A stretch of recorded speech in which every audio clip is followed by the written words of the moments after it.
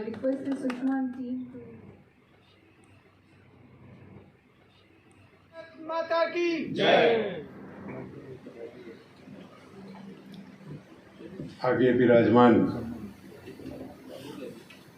हमारे बड़े ही प्रिय मित्र डॉक्टर नंद कुमार कवि जी, वरिष्ठ पत्रकार श्री रविशंकर तिवारी जी और राष्ट्रीय लोक नीति पार्टी के legal adviser advocate Ajay Amrit Raj ji, advocate उसको हम समझेंगे अलग से कि वो प्रारूप क्या है।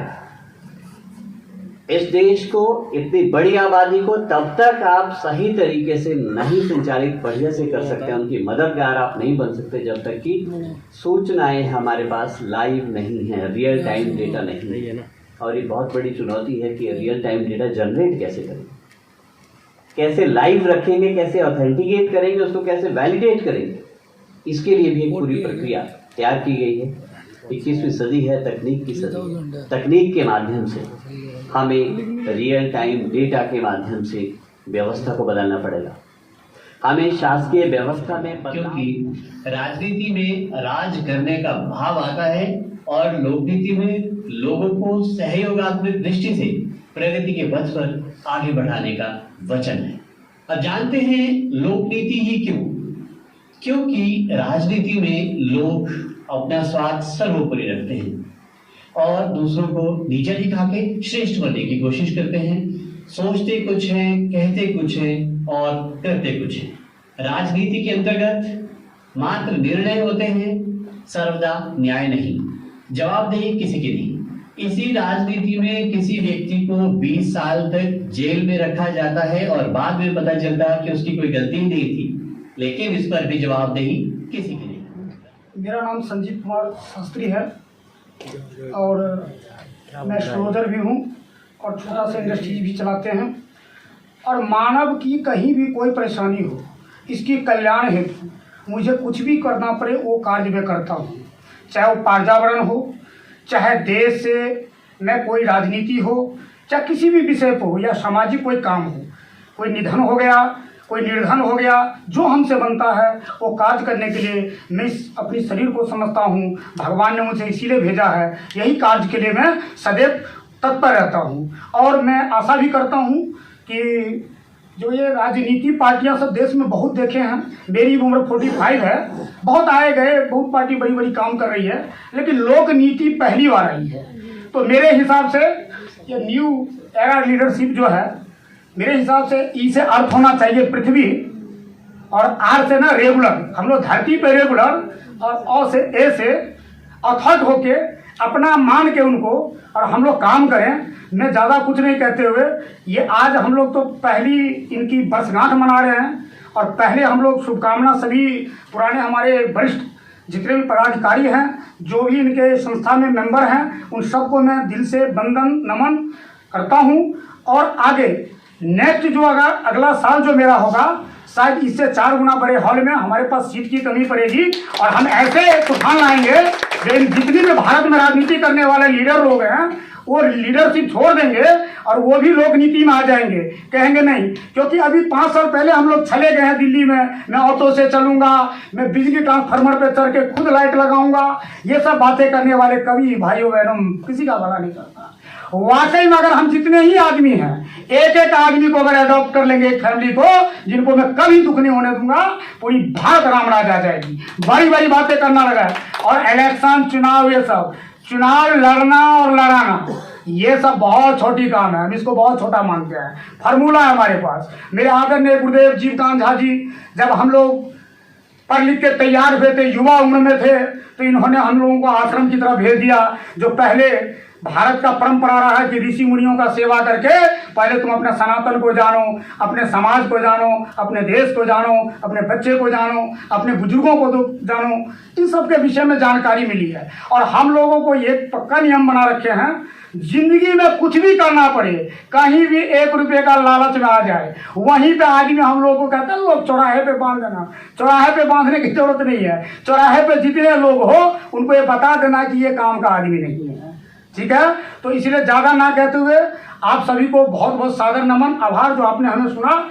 एक बार मैं बोलना चाहूँगा, भारत माता की जय, भारत माता की लोक नीति, लोक नीति। आज से यही नारा होना चाहिए, लोक नीति ही जिंदाबाद। कि लोगों के पास नीति पहुंचेगी तो राजनीति वाले खुद भाग जाएंगे। हमें किसी की बुराई नहीं करनी है, हमें आगे मंजिल की ओर बढ़ना हो। भारत माता की जय, हर हर महादेव।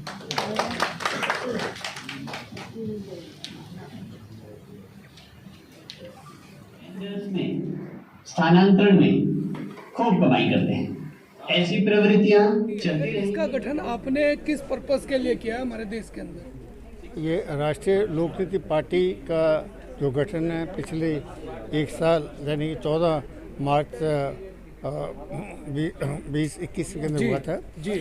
और उसका मकसद सिर्फ यही था जी कि जो है राजनीति से हटकर इसको लोकनीति में लाना। जी। कहने का मतलब है वो फाइनेंस के अंदर है जी, चाहे वो रूलिंग के अंदर है, चाहे मीडिया के अंदर है, चाहे वो जो किसानों के लिए है, जी। इंडस्ट्रीज के लिए तो क्या चाहते हैं वो लोग जी।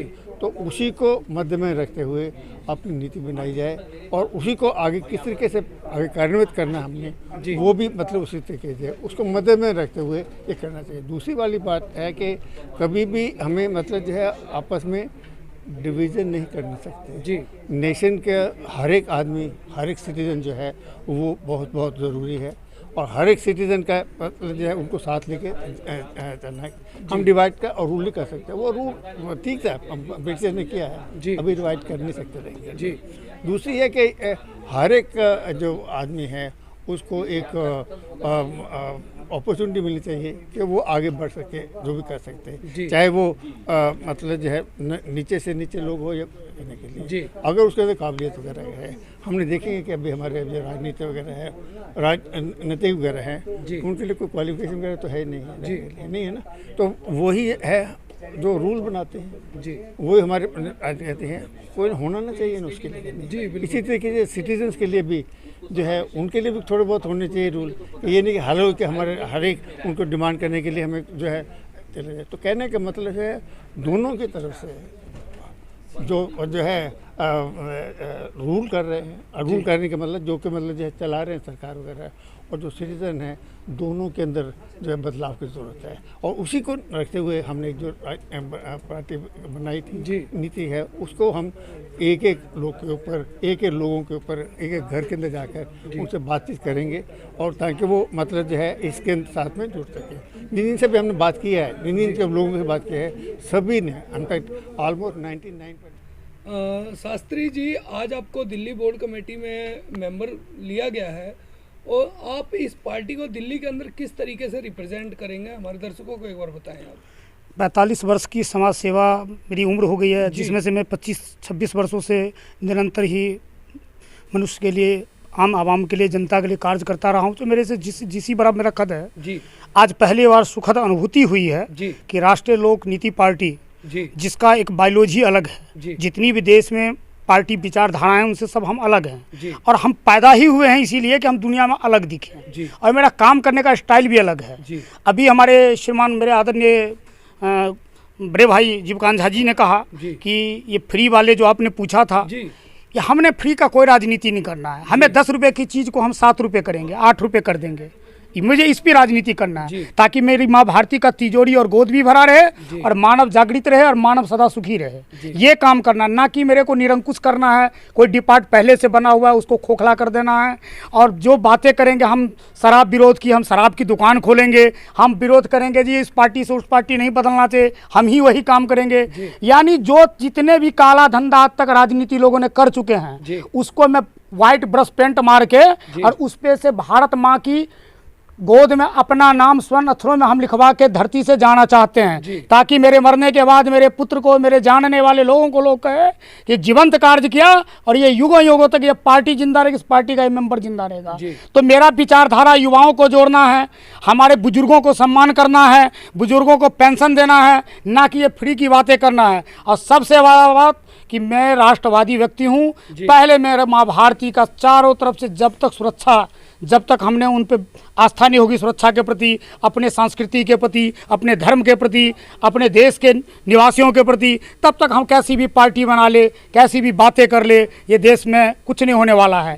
मेरा पहला काम है माँ भारती सेफ हो, दूसरा काम है जनता जनार्दन सदैव सुखी रहे, तीसरा मेरा कार्य है कि मेरी माताएं बहनें बेटी पढ़ाओ बेटी बचाओ जो आगे चल रही है, इसमें बहुत अच्छा तरक्की हुआ है, पूरे विश्व में हमारा नाम हो रहा है, तो हम विश्व गुरु बनने की ओर है, तो उसमें और हम लोग तेज धार देना चाहते हैं। हम किसी का काट छाट नहीं करना चाहते हैं, लेकिन जो उल्लू सीधा करते हैं झूठ की राजनीति, अभी आदरणीय गुरुजी ने बताया कि जो झूठ बेच के काम करते हैं, तो एक मैं छोटा सा एक वक्तव्य देके मैं विराम दूंगा अपने शब्दों को। एक बार सच और झूठ एक पोखरा में स्नान करने गए, तो सच जो था वो यम नियम से स्नान करने लगा, वो अपना वस्त्र ऊपर रख के गया था, तो उसको समय लगा सूरज जल देने में, इधर उधर करने में काफी समय व्यतीत हो गया।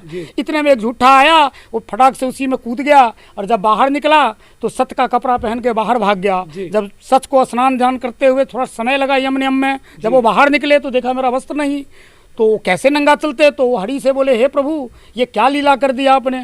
तो 2 दिन बीत गए, भगवान ने आकाशवाणी किए, ये देखो बेटा अब तो तुझे मछली कीड़े मकोड़े पैर खा जाएंगे, मैं तुझे अपना प्रकाश में दिव्य दृष्टि से तुझे वस्त्र तो जरूर दे रहा हूँ, लेकिन जो तेरा वस्त्र था वो झूठा पहन के भाग गया है, और आज से वो पूरी संसार में प्रतिष्ठित रहेगा। तो यही अभी राजनीति जो है, लेकिन हमको उस सच के कपड़े वाला काम नहीं करना है, हमें सच का काम करना है। राजनीति को भगाने के लिए लोकनीति को ऊपर लाना पड़ेगा। इसी के साथ मैं अपनी वाणी को विराम देता हूँ। जय जय माँ भारती, हर हर महादेव। सर आज दिल्ली टीम का गठन किया गया है राष्ट्रीय लोकनीति पार्टी का, दिल्ली की टीम से आपकी क्या क्या अपेक्षाएं हैं कि दिल्ली में किस तरीके से पार्टी काम करेगी? जी आज राष्ट्रीय लोकनीति पार्टी का जी पहला जो फाउंडेशन डे हमने यहाँ सेलिब्रेट किया है दिल्ली में, और साथ ही साथ दिल्ली के लिए एक टीम की घोषणा भी की है। जी जो टीम दिल्ली में पार्टी के संगठन को मजबूत करेगी, जी हर वार्ड से पार्टी के लिए जो है कुछ नुमाइंदे ढूंढेगी और सेलेक्ट करेगी, जी जो सही तरीके से दिल्ली वासियों की के लिए विकासात्मक योजना जो उनकी ज़रूरतें हैं उनको भी देखेगी, जी और चुनाव के लिए भी तैयारी करेगी। ऑफ कोर्स अगर हमें लगा कि सही है, हमारी तैयारियां ठीक हैं, हम लड़ सकते हैं यहाँ, तो चुनाव भी लड़ेंगे। लेकिन अभी सिर्फ संगठन की ओर हम ज़्यादा ध्यान दे रहे हैं, जी क्योंकि हमारे यहाँ राष्ट्रीय लोकनीति पार्टी में एक हर ज़िले में जी एक कमेटी होती है जिसको हम वर्किंग कमेटी बोलते हैं, एक एडवाइजरी बोर्ड होता है जिसमें महिलाएं और पुरुष 50-50% होने की हम ये एक कोशिश है हमारी, ताकि एक उनको रिप्रेजेंटेशन प्रॉपर मिले। और वहाँ ये जो है हर ज़िले में पार्टी का जो संगठन है वो ऐसे आता है कि संघ मजबूत करना है। जी एक हर वार्ड से भी 2-2 लोग आए उस कमेटी में के लिए, डिस्ट्रिक्ट कमेटी के लिए, और उसी से ही जिला राज्य स्तर की कमेटी भी बनेगी। तो ये कोशिश चल रही है कि हम संगठन को ही मजबूत करें पहले, तो उसके बाद सोचेंगे इलेक्शन लड़ना है नहीं लड़ना है, उसके बारे में निर्णय लिया जाएगा लेटर ऑन। दिल्ली टीम का गठन किया है पार्टी ने, तो क्या हम माने कि दिल्ली टीम के गठन के साथ साथ आने वाले निगम के चुनावों में भी पार्टी अपना पार्टिसिपेट कर रही है? जी बिल्कुल कर रही है जी। और चूंकि चुनाव जो होता है जी, पार्टी का मुख्य उद्देश्य भी ये होता है कि प्रतिनिधि को खड़ा करना, और पार्टी प्रतिनिधि को खड़ा करके प्रतिनिधि को पद पर आसीन करके और क्षेत्र का परिवर्तन करता है। ये हमारा संवैधानिक अधिकार होता है। इसीलिए ऑफकोर्स कि पार्टी का यहाँ पे जब पूरा बॉडी बन रहा है, तो आने वाला जो भी चुनाव हो, निगम का हो, चाहे एमएलए का हो, चाहे एमपी का हो, पार्टी अपना कैंडिडेट खड़ा करेगी और पूरे मजबूती के साथ जो क्षेत्र के डेवलपमेंट्स के लिए जो स्ट्रेटजी है उस स्ट्रेटजी को लेकर के उतरेगी, उसका पूरा डेवलपमेंट्स का ब्लू प्लान पब्लिक के सामने रखेगी। बाकी सभी पार्टी को ओपन डिबेट के लिए चैलेंज देगी कि क्षेत्र के डेवलपमेंट्स क्षेत्र के अकॉर्डिंग कैसे होगा, उस पर एक मंच पर आकर के डिबेट करे, पब्लिक के सामने डिबेट करे, और पब्लिक के सामने डिबेट होने से पब्लिक को समझ में आएगी कि हमारे लिए लीडरशिप कौन हमारा लीडर्स बन सकता है, किसके पास ये सोच है कि क्षेत्र के डेवलपमेंट्स को बिल्कुल फिजिकल जैसा कह रहा है वैसा कर सकता है। लोक नीति इस सिद्धांत से दिल्ली में उतारती है। सर, आपकी पार्टी जो लोक नीति पार्टी है, इसकी विचारधाराएं काफ़ी अलग है और दिल्ली में जिस प्रकार से अरविंद केजरीवाल जी के द्वारा फ्री की राजनीति चल रही है, फ्री का लॉलीपॉप लोगों को दे करके और लोगों को झांसे में लेकर वोट लिया जा रहा है, ये किस हद तक आपको टफ लगता है चुनाव के लिए? देखिए, झूठ बोलो शासन करो की नीति ज्यादा दिन नहीं चला करती है जी। और झूठ शुरू में बहुत ही अच्छा लगता है जी। लेकिन सत्य जो होता है वो सिद्धांत के ऊपर निर्धारित रहता है। सत्य को लोगों को समझना होगा जी कि सत्य क्या है और झूठ के हवाबाजी से निकलना होगा। अगर लोग बेहतर व्यवहारिक जीवन जीना चाहते हैं, बेहतर शिक्षा चाहते हैं, बेहतर चिकित्सा चाहते हैं, बेहतर डेवलपमेंट्स, चाहे वो इंडस्ट्रियल हो, लॉ एंड ऑर्डर का हो या किसी भी तरह का, तो उसे कानूनी दृष्टिकोण से लेकर के सामाजिक परिवेश में कैसे वो फैले, इसको समझना होगा और झूठ से अपने आप को बचाना होगा। और फ्री की आकांक्षा रखने वाले व्यक्ति सदा दुखी रहते हैं जी। बहुत इसीलिए पब्लिक को भी समझना पड़ेगा कि फ्री में और फैक्ट में क्या फर्क होता है। धन्यवाद सर।